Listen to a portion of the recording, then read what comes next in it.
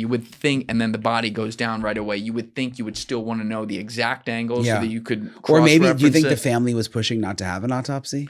Like, hey, And we know what why would happened. Let's they get do him that? back. Let's get him back. But the family's Because not, in the moment, you're but the just like, family's not supposed to be involved with that. yeah, that's true. You're right. You're right. The They legal shouldn't. system They supposed to? shouldn't be. But if someone of that, you got the vice president coming in to take the body back. You got, maybe there was a little pressure there. Like we know what happened. We want to get him back. But don't they set up these systems to be like on a robotic assembly line? Like this happens, then this, then this, like to keep the emotion out of it. Usually, probably, but with something like this, you don't think there's pressure from. I mean, this is again, you've got the vice president coming to take the body. Like maybe I could see it. Yeah, but that doesn't. And you may very well be right. That doesn't help. It doesn't help. You know what I mean? I also don't think they probably knew that this was all going to take off the way it did with all. You know what I mean?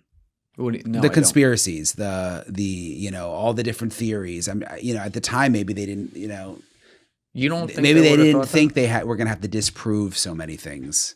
I got to get you back on X. Yeah, because I that would have been my first thought. Like, I guess you're right. It was pretty immediate. I would have been like, how do I make sure if I were in charge of the investigation, I'm like, how do I make sure we are transparent on the right timeline, meaning like, let's not send out a tweet just to send out a tweet, but we get everything followed by the book, because this was, it was a political assassination. Yeah. He was a political commentator. There's nothing illegal about that. He was practicing his First Amendment right, and he was killed. But they weren't following it by the book. I mean, because again, back to that tweet from Kash Patel, that was a big mistake. Yes. If they were following it by the book, that would not have happened. I agree. And clearly he, they wanted to calm everybody down quickly. They didn't do that very effectively. Yeah, no, the opposite. Yeah. Yeah. But these guys that you talk with, like you said, it's a state case, so they're handling it. It's a state case. I think people forget that. It's a state case. The governor, I mean, not that he's like prosecuting the case, but I don't know. Again, I don't know, but it's just hard for me to imagine that they're all in on it. I don't think that would be the case in any scenario, like I said. So they all got tricked too. I think if there is something more surreptitious here, and there might not be, it might be Tyler Robinson was genuinely upset about Charlie Kirk's beliefs, disassociated, whatever it is, and shot him. That may very well be the outcome here. But I'm saying because of the mistakes they've made in the process and actions that have been taken since then, I fully understand why people are like, what the fuck is going on here? Yeah. And no, I do not think many people would be in on it at all. Like if you look at a famous one like Kennedy, people say like, oh, the CIA killed him. I agree. There are people at the CIA that knew about it. The CIA had how many thousands of people working there at the time? How many people you think knew about that? 2? 3? That's all it takes. You know what I mean? But then they say the whole place was responsible for it, which I understand that. But like the assumption in your head becomes, oh, everyone in the rank and file knew this was going to happen. No one fucking knew that was going to happen. I don't think the sheriff in Utah would be sitting there like, hey, they're going to kill Kirk today. Yeah. No, not for a second. But there are people, unfortunately, that think everyone's involved. And that's just not. And there are weird things. I mean, like I said, even the roof thing I think is weird. I get that he's not like a presidential person. You don't get the same level of security, but that it was that easy to get on the roof. Yeah. With a straight shot. And you've got all the security around Charlie down on the ground, but like no one thought. And it's interesting when you go there. It's a beautiful campus, by the way, but where that little amphitheater is where this was going on, there's like, you can get up on roofs all around. It's like, it kind of feels like the perfect place. Like they would never have a presidential rally there. You know what I mean? Right. Like it's like the perfect place to have like a bunch of snipers. Like that part is weird to me. To defend his security on that front though, like you said, it's not a president coming in. They are paid there to be security, but the way I've seen it, maybe I'm wrong about this, the security arrived all with him. Mm-hmm. So, and I don't know what their normal protocol was, but it didn't seem like they were security that did like pre-area checks on a radius. And you wouldn't think they would. Look, like they say people are more famous in death sometimes, you know? Yes. And I knew, of course, I covered Charlie Yes. Kirk. Most people I know knew who he was, but, you know, if we were talking about this before, does Charlie Kirk need they probably didn't think they needed that level of, Right. you know, like. I agree. Yeah, that's what I'm saying. I think they walk up with him and they're checking in the immediate area, Right. but I mean, shit, and people can run a whole damn rabbit hole with this. They didn't even check 300 yards out for Trump Yeah. when he was running for presidency. Right. You know what I Right. mean? So Yeah. it's like, how far, even if he has beefed up security, which he did, like, how far does it really go? I think that's where there's more of a simple explanation of like, well, they wouldn't have done that. But he did have a perfect shot. It's sinister when you see the one cell phone shot looking out before he's killed and you see a little figure moving up there. I probably wouldn't have seen that if I were taking that video because you're looking at all the people right in front of you. Once again, everything is hindsight 2020. I just wish they would have handled more of this by the book because they're feeding a lot of this stuff. And it's going to be interesting to see if Tyler Robinson ends up in any way cooperating or something like that. Well, the good thing is if he goes to trial, and I've covered a lot of trials, you know, everything comes out. Yeah. So that'll be a time where we can really, you know, we can't talk about this, we can't talk about that. We'll see everything that they have. Yeah, it'd be interesting if his boyfriend testified too. Yeah. That would definitely get a lot of I attention. imagine he will have to. As a state case, will this have cameras in the courtroom? Yes. Yeah, they have cameras in Utah. That's why we've seen them so far. Yeah. Okay. Yep. So will you be out there? Oh yeah. For that Yeah. one? And we'll see if it gets to, you know, I wonder if he'll try to work some kind of deal to avoid the death penalty. But at the same time, I don't know if they're willing to take the death penalty off the table. I mean, the governor's talked about it several times. So I don't think they can. Which would mean, you know, he'll probably have a trial. Yeah. Real quick, Brian, I just got to run to the bathroom, but we'll come right back. Sure. 1 sec. Yeah. All right, we're back. Before we get to Kohberger, by the way, I haven't mentioned this yet today. You also started your own YouTube channel. I did, yeah. Literally a couple months ago. Yeah. Congrats on that. Thank you. You're fucking murdering it. It like that thing blew up overnight. I'm not like that surprised, but the hockey stick speed you're growing is crazy. Thanks, so yeah. Keep going. I'm trying. I'm working all the time. You know, Yeah. I'm editing it all myself. I'm doing everything. You're doing the editing I'm yourself doing the too? editing, yeah. So Right, I'm just banging them out and just, it's fun. I mean, it's really fun. I love it. It's cool. Cause but it's like, I'm not sleeping much. Yeah, we got to get some of that off your plate as Yeah, someone maybe who you can edited help me all my out. shit for years Did and you? years Yeah. and years. It takes a lot of time. Yeah, I still do edits, but like I have help now with Yeah. stuff. I think there's something about like just cause I've worked for, you know, News Nation and networks and, you know, there's so many people involved. Yeah. There's just something like about knowing that you did everything that's like, just feels so good. It's a nice feeling. Yeah, and I mean, I'm sure I will have to give it up because I'll just probably die if I don't. It's like I'll just like collapse. But like for right now, like knowing that, you know, it's exactly the way that I want it, it's pretty cool. That is great. Yeah. How do you balance that though? Because I mean, you're reporting on stuff full time as well. Yeah. Now, obviously, it overlaps with the content you then make. But Yeah. like, what's also the rules around that? Because you report for News Nation, but then you can make content on your own too. Like Basically, how does that really yeah. work? And you know, I'm busy with News Nation, but like you were saying earlier, there's a lot of waiting around at stuff. You know, there's a lot of times where I'll just be sitting in the car for 2 hours waiting on a press conference or just watching a house or, you know, at the scene of so I've got time I do a lot of them in the car. That's the thing. It's like it's not as cool as your studio and fancy and stuff. It's literally it's mostly me in the car sitting on the steps or because I gotta, you know, I sort of work it in between my News Nation gig. So it's a little more like rough around the edges. But it's also like you did an amazing interview with one of the Kohberg victims' sisters. I believe it was Olivia Gonzalez. Yeah. Right. So you're doing a lot of content that also deals with, you know, the people affected with the cases you cover on the ground. So do you have to is some of it like you do something for News Nation first and then you kind of build on that? For your channel? Yeah. For the most part. Yeah. Okay. I mean, I don't want to, you know, most of the stuff, any news I would break on News Nation, that kind of thing, you know, but I'll do it on my channel right after, talk about it. Because News Nation, it's like, you know, there's limited time that I have there. You know, I'm given like a 3-minute spot or a 4-minute spot. So I can really dig into things afterwards on my channel, which is cool. But then you do some fill-ins too, right? I do. Where you host shows? Yeah. I filled in for Chris Cuomo last night. So like if Chris goes on vacation or Ashley Banfield or Elizabeth Vargas, then I go and I fill in for them. That's a whole different ball game though too. It is. When you're doing like an hour-long show. Yeah. You got the script in front of you and then you're going off script to like describe things happening one story to another. It's kind of like a different part of the brain, right?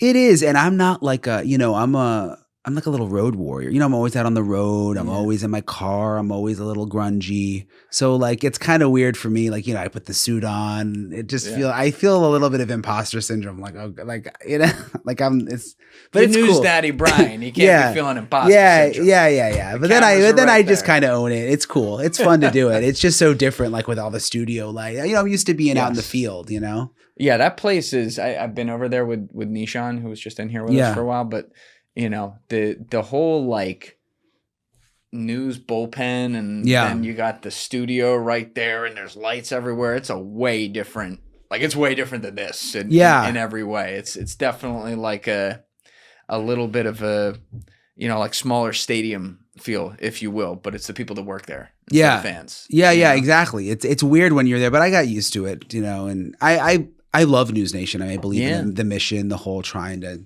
go down the middle and kind of the things we've been talking about, not tell people what to think. I think kind of old school, of everyone, and I'm not just saying this because you're here. I've talked with Nishan about this. Of all the networks, it seemed to be just off the rails these days in whatever direction. News Nation is the closest thing to being like just trying to report on things. And I see people from different ends of the spectrum coming on there all the time. It's really...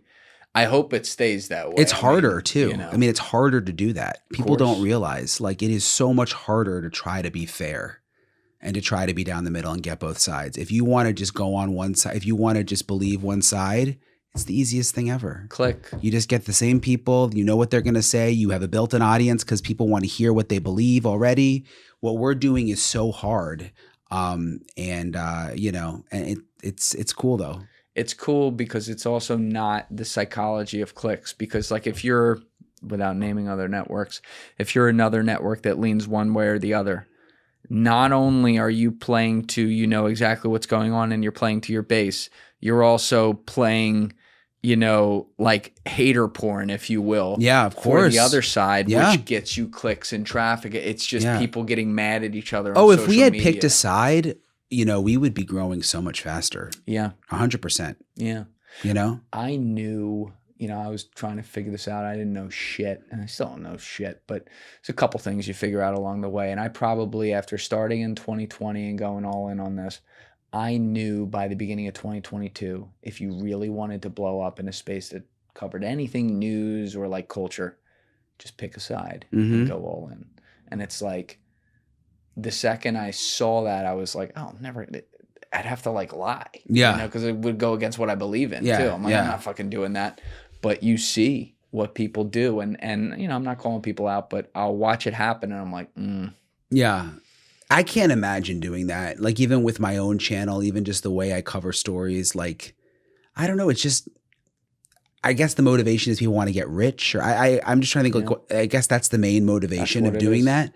And I guess I just don't have. I would feel guilt. Yeah, I would feel bad about like putting out bad information, or you know what I mean? Yes, of course.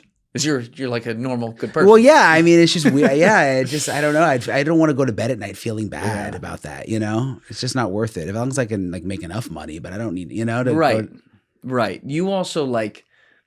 I've always had this theory, psychologists will talk about how everyone secretly wants to be famous. And I think there's tremendous data to back that. Yeah. Like everyone, even the people that are like, I would never want, like you would love to be able to be known for something or something like that. And I would love to be able to be known for what I do here and things. But I think there's a difference between the gene of wanting to be famous and wanting fame. Yeah. And not everyone wants the second one. The second one is like the types of people who want to have their agent call ahead of time when they're at a restaurant so the paparazzi's there and they can act like they're pissed about it, but really that's what they live for, right? And I think that in many cases, a lot of the people who will just kind of go all in on the clicks regardless of what they believe, there's an aspect of them that wants that kind of thing. Like even if it's hate, they just love the lights and camera and attention. Even when it's negative. Yes.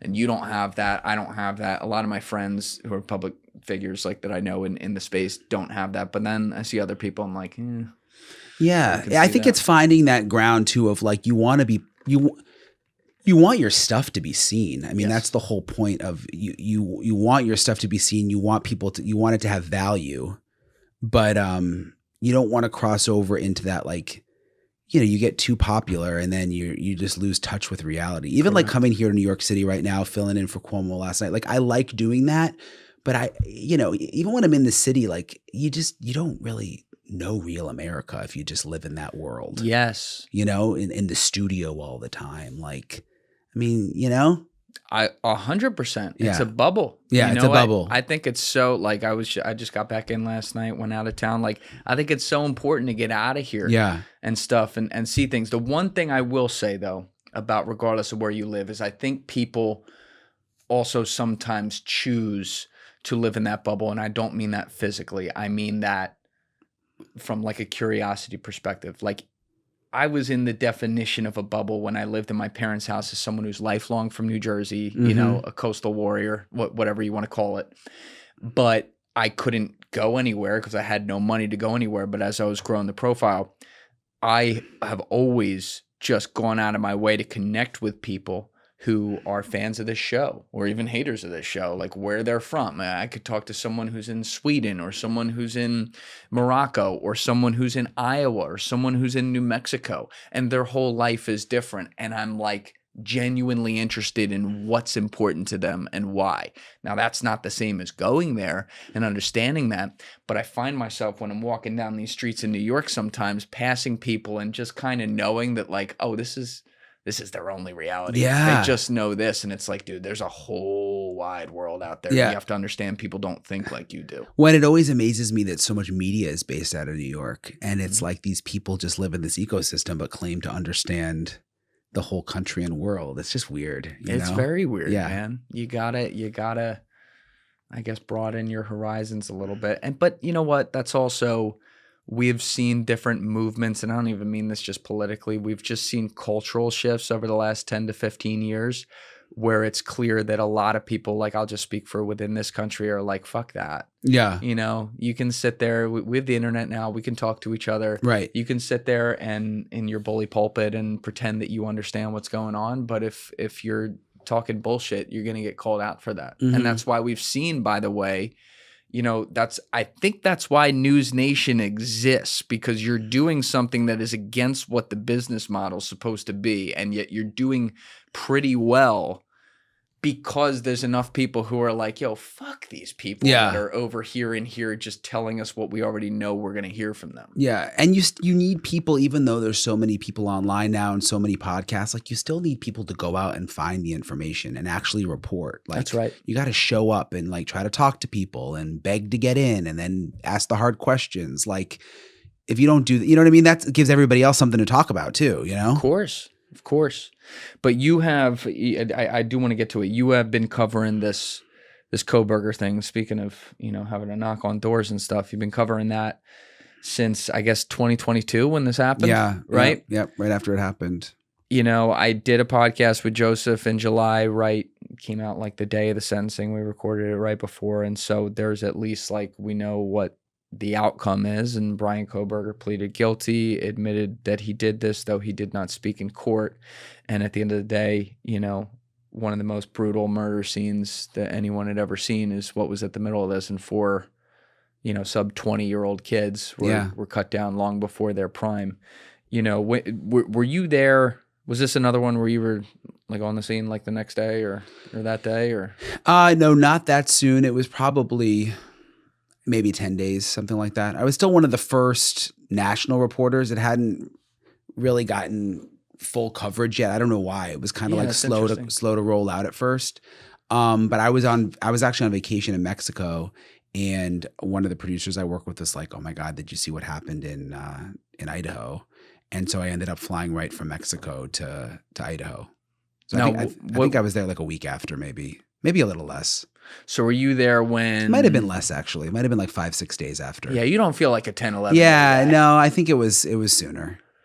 Were you there when the police were starting to do their press conferences, I guess, to try to update the public on Yes, but the problem was they only did like one, and then they didn't talk. They didn't talk at all in the beginning. So that was kind of one of those things that just led to the fire of, speculation and thinking that, different people were responsible, and they were very, very quiet for the first first 3 weeks. I think there was only like one press conference. What was your first thought on this case when you looked at it? Like serial killer type deal. Like, I mean, just, it was scary back then because when I got there, no one knew anything about who did it. We didn't know if it was a small college town. We didn't know if it was someone in town. We didn't know if the person was a neighbor, was walking around when we were doing our live shots outside. I mean, there's just something especially eerie and freaky about that whole situation in the beginning. Even I remember and I've never done this. There was like a Fairfield in there. That's where I would always stay. And that was another one I stayed for like 6 weeks. When I got there, I never left. But I remember my room was on the first floor at first. And I would never think like this, but I remember I moved to the second floor because I was just like, this is creepy here right now. Even just wondering, is the killer watching you when you're out doing your live shot? You know what I mean? Yes.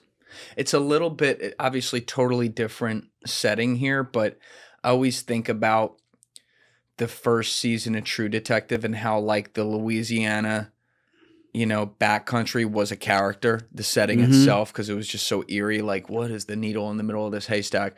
And, you're out there in Idaho, it's in the mountains, it's a college campus and then a quiet area, and there's some needle in the middle of this haystack, allegedly, where someone's just a brutal, grisly killer. It's not like New York, where unfortunately there's a murder every day. Yeah. And there's fucking 9 million people just on that one island. Yeah. It's a little bit of a different feel. It's interesting, just coming off the Charlie Kirk thing, there's something kind of similar. In Utah, there's this vibe there that things like that don't happen there, and that the people there aren't really prepared for it. You know what I mean? Yes. And they're really nice in that part of Utah. I mean, it's mostly Mormon. And I don't know, even on the campus showing up, they didn't kick you off right away. They're nice to the media. It's kind of the same in Idaho. You got this sense right away, things like this don't happen here. Yeah. And they're not really ready for this. Did you, it's also kids all in the middle of it? Because all the witnesses or, people who were the first ones there at the scene and stuff are literally college kids. Yeah. Just trying to have a good time and then coming upon something, absolutely crazy. How hard is it trying to get sources when you're going to very, very shattered and righteously scared, very young adults, if you will. Yeah, it's hard. There was an Amazon doc that came out recently about it that kind of painted me in a bad light because there was video of me going to the frat house where one of the victims was in the fraternity, Ethan Chapin. And they somehow had video of me going to the frat house, trying to talk to them. And it was a kind of a tricky situation because it's these kids have been victimized, and here suddenly got these reporters showing up, and how far do you know what I mean? Yes. They're kids still, young.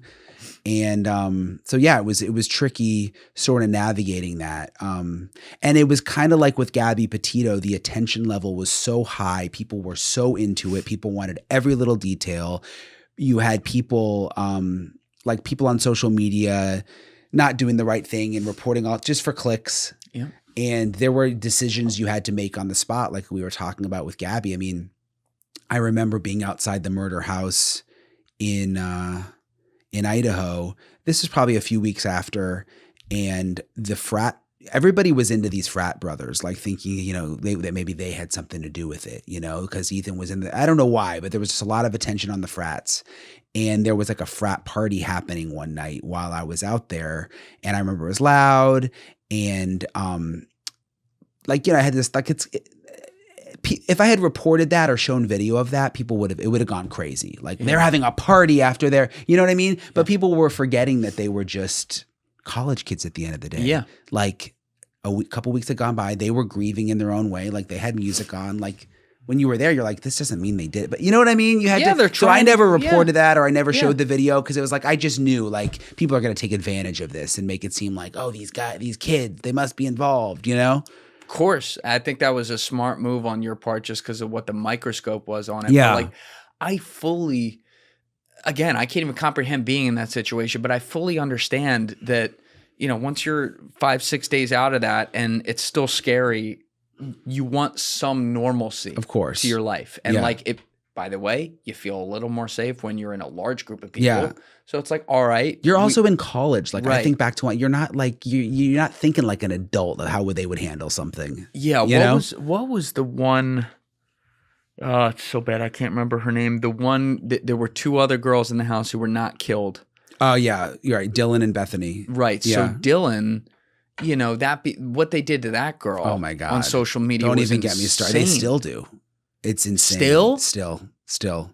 There are all sorts of conspiracy theories and theories about her, and she's just been like through hell. I mean, that girl is so. I don't know if you saw her at the sentencing. That's what I'm saying. Yeah, she showed up. She spoke, and she is like beyond strong. Yes. And people still won't leave her alone. And she was at that, righteously so, at that sentencing hearing, distraught beyond belief. And this is 3 years later. Yeah. Can you imagine what it was? No. Imagine she'll never be the same. You don't, you know, you're a little tipsy. It's late at night. Yeah. It's a dark house. You don't know what's going on. You're a little frozen. You go back into your room or you go to the basement with your friend. Like, I don't understand why that was so hard for people to understand. I think it just goes back to what we said. Like, there's always going to be people who, no matter what, that's what I tell people that I do stories with. And they're like, I read the comments and I saw, it's like, there's always going to be, no matter what, you could do the most incredible thing in the world. And there's going to be a group of people that come out to say the opposite and say you're bad. It's how it is. Yeah.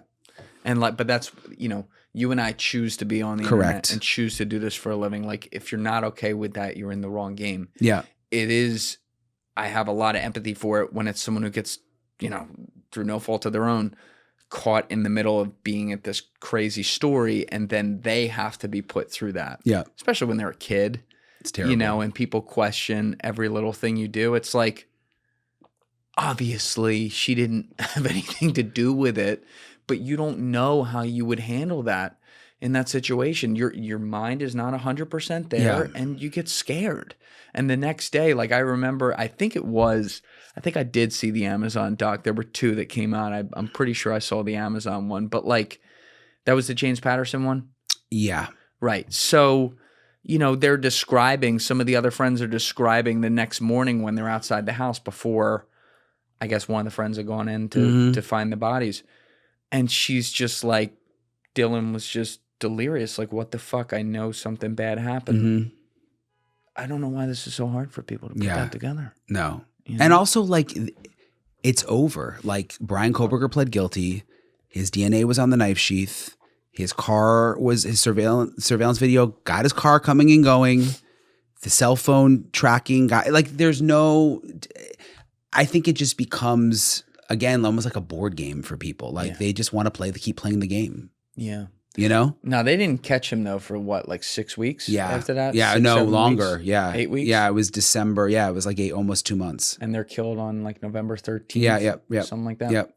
So you're on the scene while this is in limbo. Yeah. And he's not caught. I can't remember. Did they have other suspects or anything or any information? Nothing. It was that's what kind of was fueling all of this. Like, there was no information coming out. Police weren't talking. We were really hard on the police because at the time we just thought they knew nothing. So after a while, we're just like, what is wrong with these? You know, we were being hard on them, even on TV. The families were being hard on them.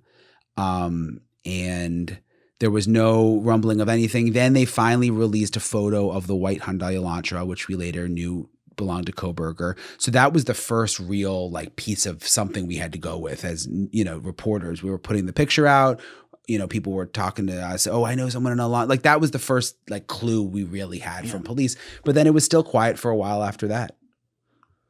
Were you in touch with the victims' families during that Yes. time?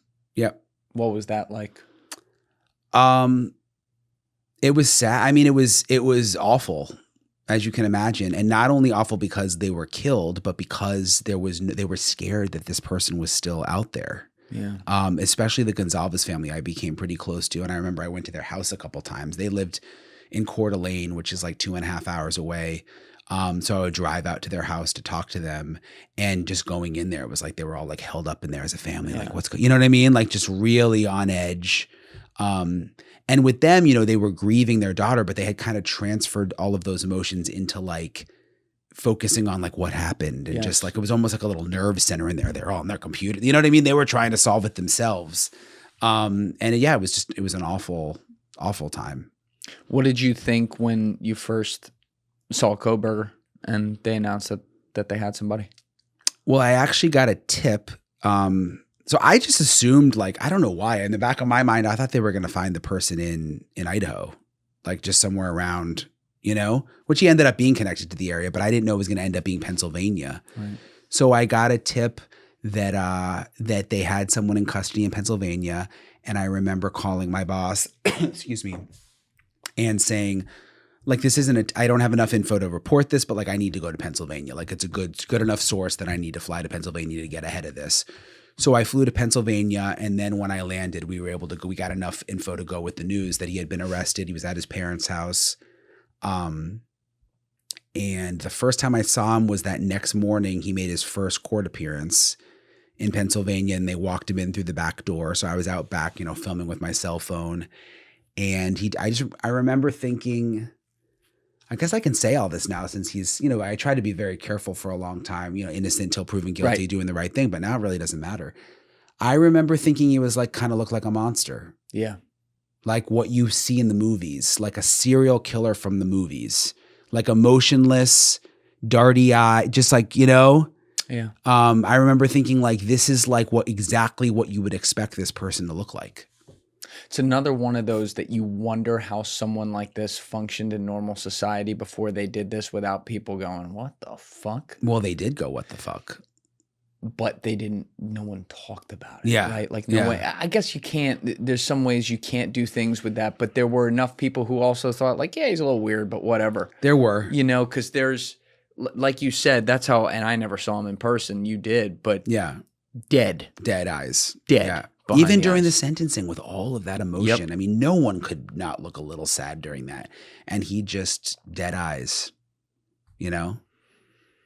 Yeah, it seemed to me like something was very, very off there. Almost like I would describe it like the Manchurian Candidate kind of killer. Mm. Like just like, does someone like inject you with something that Yeah. you're not even here? Like, you know, people talk about this whole like demonic thing. I've never really believed in that kind of stuff. But like if you did, you'd be like, okay, Yeah. that's it. Well, and more stuff has been coming out now still. They're still releasing documents, unsealing things. And, you know, one of the things that came out last week was like a list of all the wounds on the victims. Mm-hmm.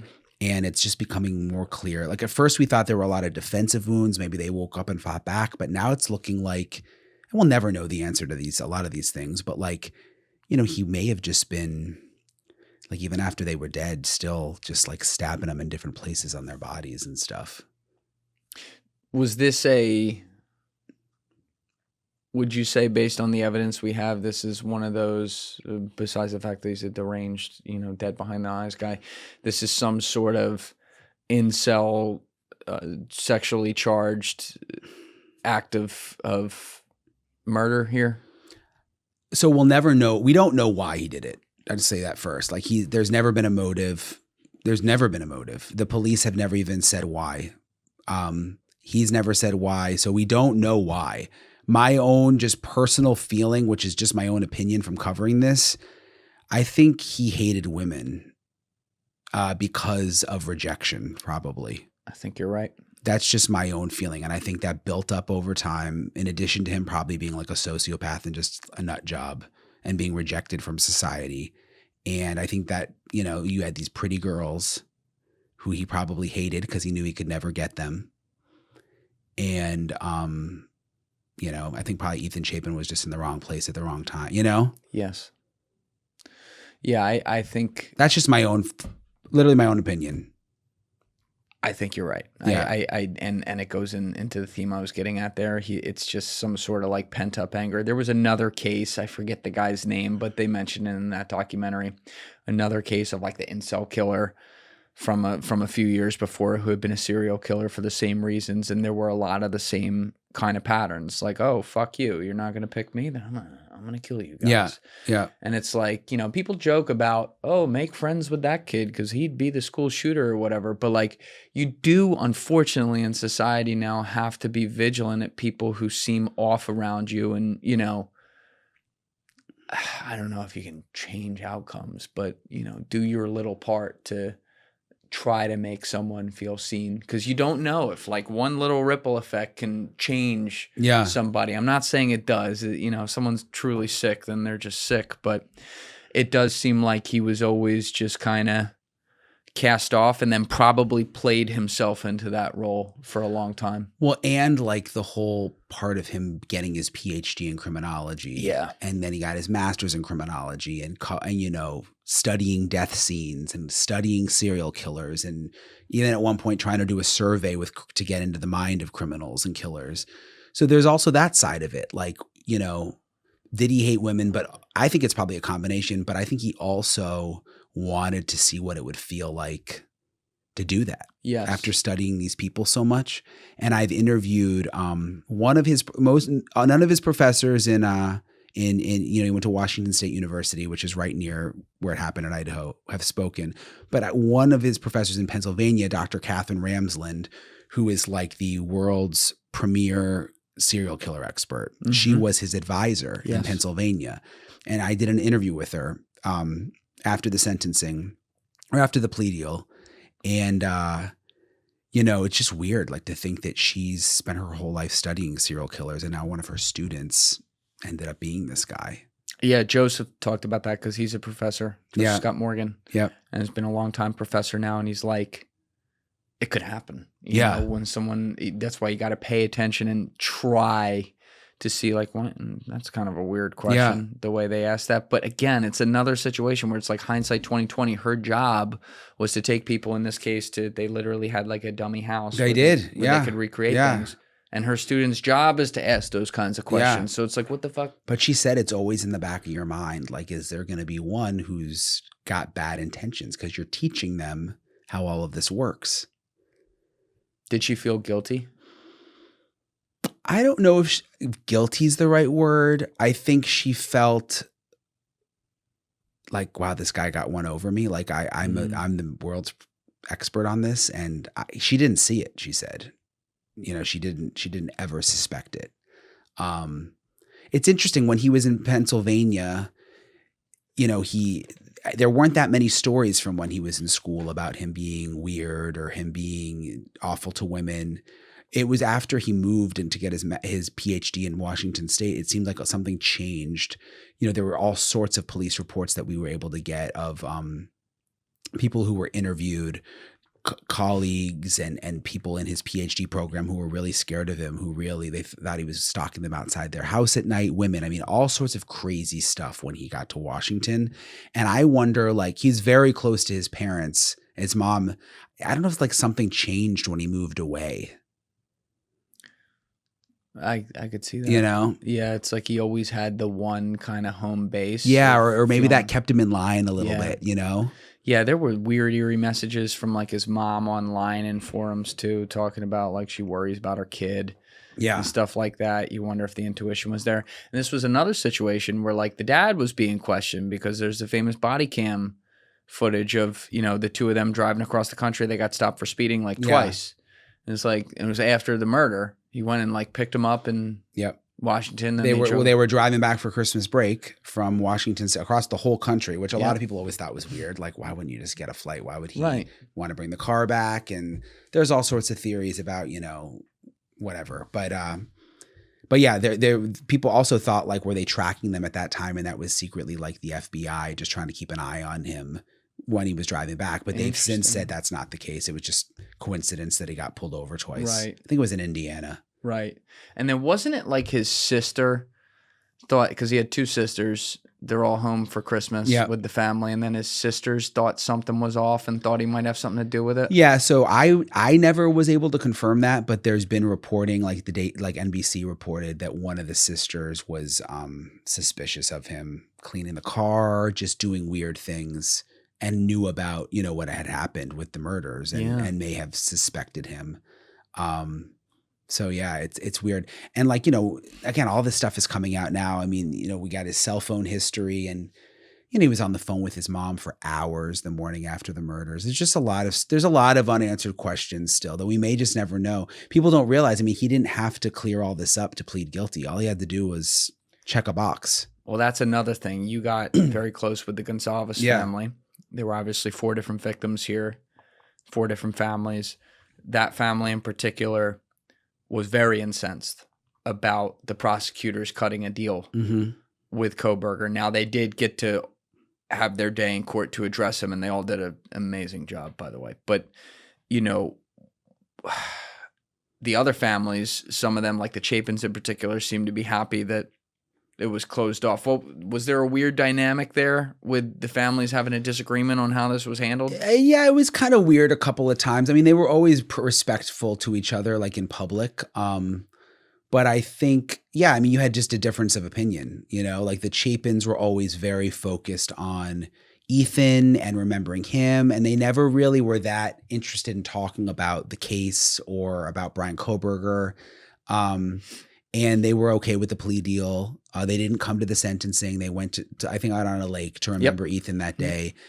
So it was just a different way of grieving. And the Gonzalez's were just like, they were just like fighters from the beginning. Like that was, I mean, even the first time I met Steve Gonzalez, Kaylee Gonzalez's dad, it was like he was mad at the police. They weren't doing enough fast enough. He was, you know what I mean? And then he was mad at I think that's just his way of grieving, of coping, of, you know what I mean? Yes.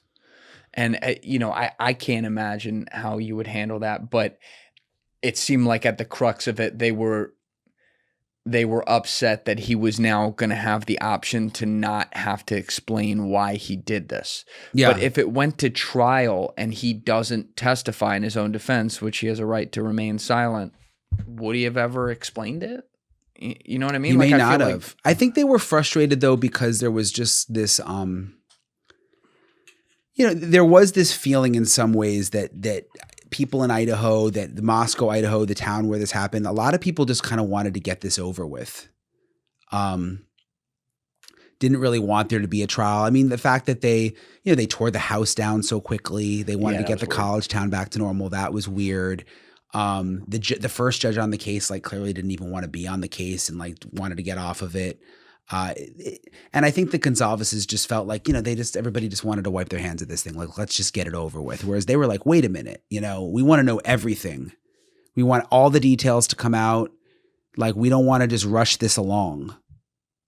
Yeah.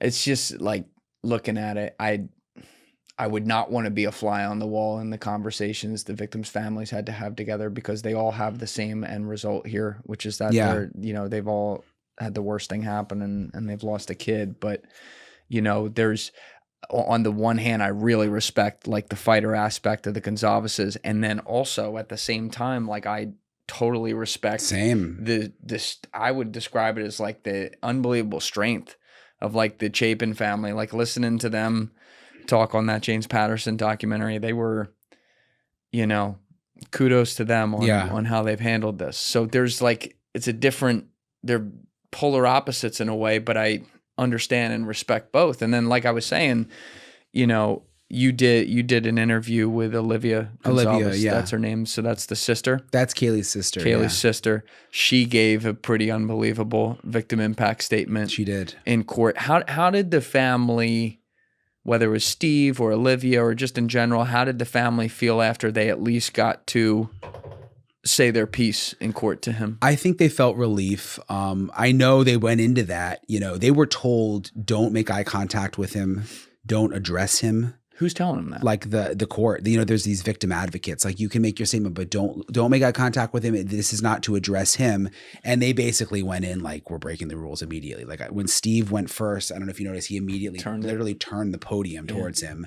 And then Olivia has said she went in thinking like, I might get arrested for this, because like they were doing everything they were told not to do, but they felt like they had to do that. And Olivia's whole intention was like, I think everybody knows that I love my sister. This isn't a moment to remember my sister. This is like a moment to try to get under his skin, because this might be our only chance. You know what I mean? And to take the power back. Like, they felt like for so long that he had the power. In a way, he did. I mean, the defense was fighting every little thing. It all got delayed year after year. They'd have to take off work to drive to these hearings constantly. You know what I mean? Yeah. And it was like, finally they wanted to like reclaim some of that power in that moment with him. And I think they did. I mean, I think they did. And you mentioned like all the families were different and they had different ways of dealing with this, but I was at the sentencing sitting right behind the families, and there was this feeling like their power was overshadowing him like altogether in that part of the courtroom. Like, you could just feel the energy. It really was a powerful moment. What did you think of up until, like, he pleaded guilty, but literally up until the last week where he was pleading guilty, there were strategies coming out of the defense's side where they were trying to claim multiple things, including pinning it on someone else. I forget who that was. Alternate perpetrators, they called it. Yeah. So again, it's a weird spot to be in because your job is to defend your client. But what did you think of like the defense trying to come up with those elaborate, point the finger over here, and then being like, oh, by the way, he's guilty? Yeah. Well, I mean, first of all, so like my dad's a criminal defense lawyer. So, oh, really? Yeah. So I grew up with that, like, crazy 90s in Miami. And my dad's like mostly drug dealers at that time. So that was kind of like, I have a lot of respect for criminal defense lawyers. So I'm not one that just comes in like, F. Ann Taylor, his lawyer, you know what I mean? I get that they have a job to do, because that's like how I grew up. So I never felt like any disdain towards her. I was really shocked by there being a plea deal. Like, I didn't see it coming at all. Really? Yeah. I mean, I broke the news. I got a scoop on it, but it was only a couple days. I knew about it for a couple of days, was trying to confirm it, and then finally confirmed it. But before I started hearing the rumblings, like I 100 people would say to me, oh, there's probably going to be a plea. You won't have to cover the trial. I'm like, no, there's definitely not going to be a plea. I mean, it was like damn near 3 years he was holding out. Like over 2.5. Yeah. And I just got this vibe like he wanted to fight this. Like, he thought he was smarter than everyone else in the room. He was getting his PhD in criminal, you know what I mean? And also kind of like, what did he have to lose? Yeah. Well, I mean, I guess it was he didn't want. They had the death penalty out there, right? That was on the They table. did. But the death penalty in Idaho, I mean, these guys sit there 30, 40 years minimum. Also, like, I still think that's weird. Like, I think what did he have to lose? I would really like to know why he ended up pleading. I may never know, but like, I don't know if it has something to do with his parents when they were going to have to. I mean, now this stuff we're learning about him being on the phone with his mom, like, was he trying to protect them from having to go through you know what I mean? Yeah. Because I just don't know. Again, if he didn't plea, he would have. If he lost at trial, he could have appealed forever. You know what I mean? Yeah, I don't think he has it emotionally in him to protect anyone, including his parents. Yeah, I think my guess would be even his parents are a transactional relationship for him, even if that's not how they feel. Yeah. Like, they talked about him being on the phone with his mom from his prison cell every day. I wouldn't suspect that that's from a place of love. I would suspect that's from a place of necessity, trying to get something for himself. It could be. I agree with you. I would love to know what changed there. Because like you said, when he was in there listening to all these insanely well-given statements that were harsh to a T, right to his face, he didn't flinch. And then what did he say? He was like, I respectfully declined. Yeah, I respectfully declined when they asked if he had anything else to say. He didn't say anything. Nah. And everyone was waiting. We were all waiting to see, like, is he going to say something? Is he going to address the victims? And he didn't do it. Ugh. Yeah. It's a strange one. It is. I wonder if we'll ever know. I mean, at some point, like Dr. Ramsland, the the professor, has told me, you know, she studies serial killers in prison. That's like what she does. Yes. She did it with BTK. That's like her thing. So I was like, would you study Bryan Kohberger, your former student? And she said, yes, she would. And so that may be a way we find out more, because he's got a relationship with her. I hope when she does that, though, if it's her or whoever it is, I hope these things are done correctly by study for law enforcement learning purposes, and they don't get put on 20/20 so he gets exactly what he wants. Yeah, you know what I mean? I agree. And I've thought a lot about that, like, because even Olivia, Kaylee's sister, she's got all these questions. And I've said, like, would you want someone to interview him? Like, would you want that? And she's like, well, yes, for like law enforcement purposes, but not, you know, for like a TV special. And I've even thought about it, like, you know, if he wanted to talk to me, like, how would I handle that? And I really don't know. I mean, it's a tough ethical, huge. It's a hard one, you know? Yeah. Because you give these guys attention and that's what they want. Yeah. And like, he's admitted the guilt as Correct. well. He's not. It's very different before he admitted the guilt, I think, because when someone's innocent until proven guilty, it's like they sort of have a voice. Yeah. I hope you're not put in that position. Yeah. I'm not sure I'd really want to interview him, honestly. Yeah. I mean, I've gotten close to the families and it's just, I don't know, it'd be a weird situation. Yeah. How was it after the fact, like interviewing Olivia, once she had like at least her day in court with that? She's a lovely woman. She's so strong, really smart, really cool. I like her a lot. And I mean, she's just, I could tell, you know, they were so upset about the plea deal, but then I could tell they were a little relieved. That's over. They were, you know what I mean? They were mad at first, but even now, I had dinner with them a couple weeks ago. They feel like a weight has been taken off their shoulders a little bit. I can tell. And even Olivia just recently went and had a meeting with the prosecutor and the police just by herself, which is, you know, a few years ago, I'd have been like, this is going to be crazy because they hated each other so much. You know, what, I shouldn't say hate, but, and even she said, I left the meeting like I have more of a respect for them now. I think tensions are settling a little bit. Yeah, and that's good, because it didn't feel to me like there was any ill intent or anything like that with the prosecution. Again, they're weighing the fact that they have 4 different families here, 4 different victims. The case has been going on for 3 years. The guy was going to admit that he did it. You know? It's just that these victims, and this is just the way our system's set up, but the system is set up to protect the defendants. That is the way it's all set up. Right. And so these victims, and I see it time and time again, when you haven't seen this and you're new to this, and these people get thrown into it, they don't realize like you don't have the rights. Yeah. You get kind of screwed over throughout the whole process. Mm-hmm. Everything is about protecting the defendant.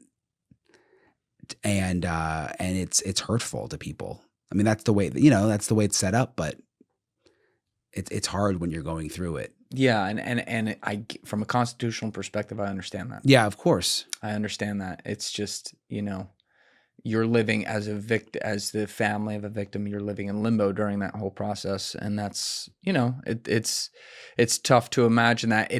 That is nice to hear that at least there's been dialogue after the fact now. Yeah. And there's, you know, you're not demonizing each other or anything like that. Yeah. I would understand why that would happen, but you know, do you ever, because your dad literally did this, I would imagine whenever you're working on a case of any profile, like, do you ask him about it, or like how he would handle it? Totally.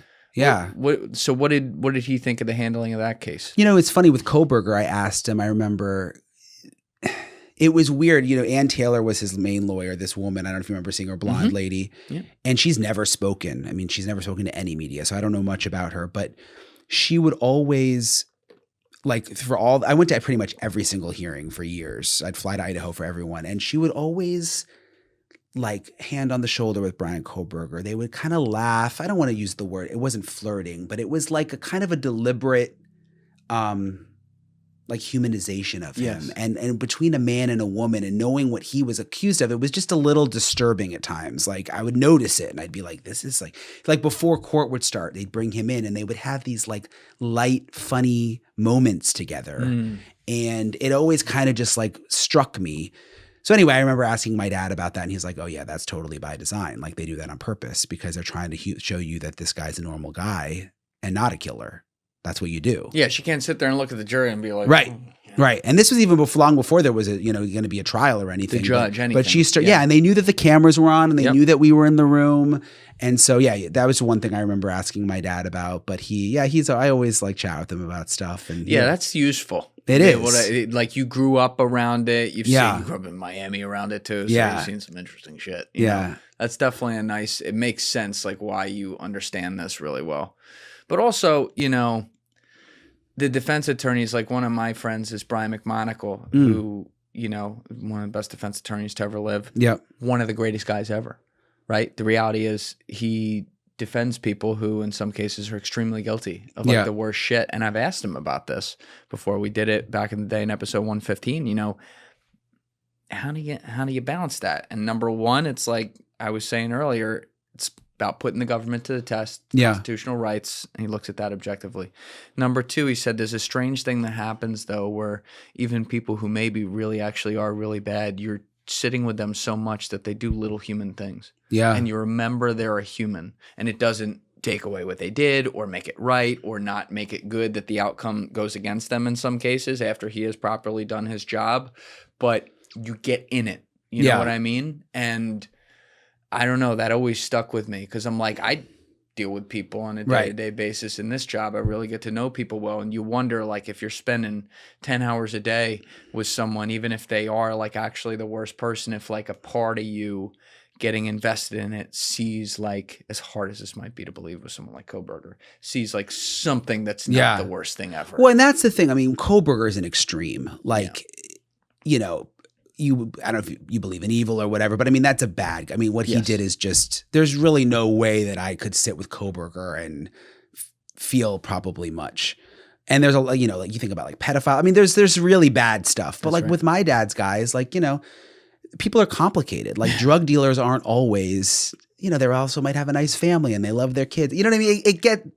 With like people who aren't murderers, there's a little more gray there where you can probably kind of feel bad for them and think of the way they were brought up or think, they just got carried away with wanting money or whatever. Not that that's right, but it's a lot different than when you're talking about like a Kohberger. Yes. Whereas most of my dad's clients growing up were drug dealers and that kind of thing. I do agree. There's some differences there. It's interesting though, because like when I've talked to guys who had to go undercover with cartel dudes who were murderers too, in addition to being drug dealers, it's like they would even talk about it when they went and hung out with them at their homes. Yeah. They're like, there's a different side of them. Yeah. They're like, is that because they're just a total sociopath? Or is that because they got stuck in a world and they know that there's a switch that has to go off somewhere else, which doesn't make it right at all. But it's like, it's a strange thing. Like, what are you dealing with here? And then if you're a lawyer and you're dealing with someone who's followed, not Kohberger necessarily, but someone else, think of someone less demonic, but someone who's maybe followed the law their whole life and then did something in passion that just made an awful decision. It's like you could get caught up in seeing them for the person they were during every other frame rate of their life besides this one moment. Yeah. It's, I don't envy it. I don't envy it at all, being in that room. It's a strange dynamic for sure. I think it probably just becomes like with my dad. I think you just get used to it. Yeah. I mean, it sounds weird, but no, I know. You do it your whole life. It's just, you do it over and over again. It's like an assembly line. Yeah. What draws you to a story? It's a good question. A lot of reporters have like beats and stuff, and I guess I had been doing a lot of crime. Well, the first thing that probably does is like something that no one else has covered. Like it's kind of lame when you go to a story that everybody's covering. Right. Although you find ways to make it unique in your own, and find stuff different than what other people are finding. But like my thrill is in like when no one else is there. You know what I mean? Yeah. And you're going to be the one. It's something really good, really important, and you're going to be the one who, who exposes something. Like I said, my interests are all over the place, but I did this story like 2.5 years ago. Long story short, this like Chinese company was buying up this farmland in Michigan, going to build this big battery plant, like multi-billion-dollar battery plant. And like no one cared. They weren't getting any coverage. We kept going out there and doing stories. long story short, I just found out yesterday that the deal's finally dead.